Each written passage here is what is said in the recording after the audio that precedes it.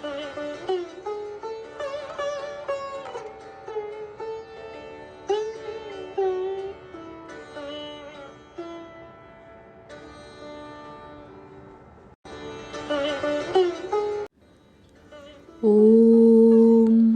यथाग्नेर्दाहिका शक्ति रामकृष्णे स्थिता हिया सर्वविद्यास्वरूपां तां शारदां প্রণমাম্যহম। শ্রী শ্রী মায়ের কথা। সরজুবালা। পয়লা আষাঢ় ১৩১৯। আর একদিন গিয়ে দেখি শ্রী শ্রীমা দ্বিপ্রহরের আহার আনতে বিশ্রাম করছেন। আদেশ মতো তাঁর কাছে শুয়ে বাতাস করছি। এমন সময় তিনি সহসা আপন মনেই বলছেন, তাই তো মা, তোমরা সব এসেছ, তিনি এখন কোথায়? তিনি অর্থাৎ ঠাকুর। শুনে বললুম, এ জন্মে তো তাঁর দর্শন পেলুমই না, কোনো জন্মে পাব কি না তা তিনিই জানেন। আপনার যে দর্শন পেয়ে গেছি, এই আমাদের পরম সৌভাগ্য। শ্রী শ্রীমা বললেন, তা বটে। ভাবতে লাগলুম, কি ভাগ্য যে কথাটি স্বীকার করলেন। সবসময়ই তো দেখি নিজের কথা চেপে যান। মায়ের কাছে কত লোকের কত রকমের গোপনীয় কথা যে থাকতে পারে, হাবা আমি তা তখন বুঝতে পারতুম না। জানবই বা কেমন করে? মার কাছে তখন অল্পদিন মাত্র যাচ্ছি বই তো নয়। সেজন্য মার বাড়িতে পৌঁছে তাকে দেখতে না পেলে আসবার অপেক্ষা না করে খুঁজে খুঁজে যেখানে তিনি আছেন সেইখানে গিয়ে দেখা করতুম। একদিন বিকালবেলা বেশ সুশ্রী দুটি বউ মাকে তাঁর ঘরের উত্তরের বারান্দায় নিয়ে গিয়ে গোপনে কি বলছেন, এমন সময় আমি মাকে দেখতে একেবারে সেইখানে গিয়ে হাজির।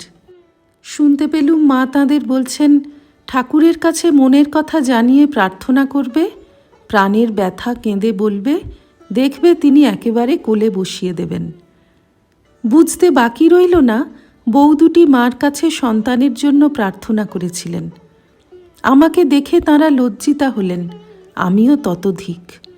আমার কিন্তু খুব শিক্ষা হয়ে গেল।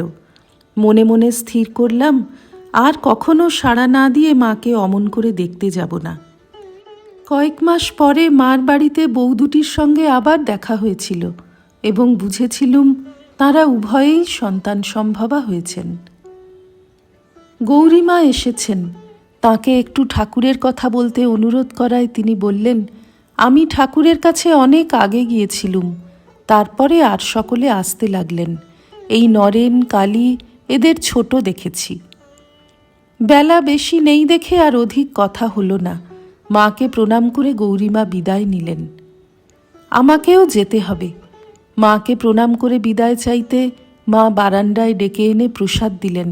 বলতে লাগলেন, তবে এসো মা, আমার সব ছেলে মেয়েগুলো আসে, আবার একে একে চলে যায়। একদিন সকাল 7টায় এসো, এখানে প্রসাদ পাবে। রথযাত্রা ৩২শে আষাঢ় ১৩১৯। আজ প্রাতে 7টায় গৌরীমার আশ্রমে গিয়েছিলুম। তিনি প্রসাদ পাবার নিমন্ত্রণ করেছিলেন।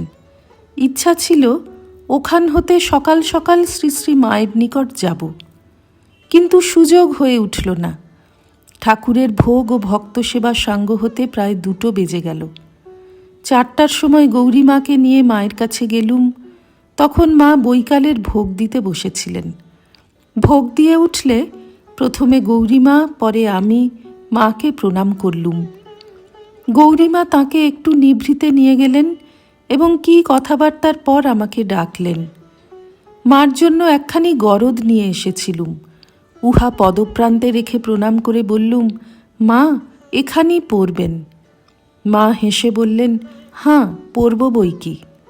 গৌরীমা আমাকে স্নেহ ভরে প্রশংসা করতে লাগলেন।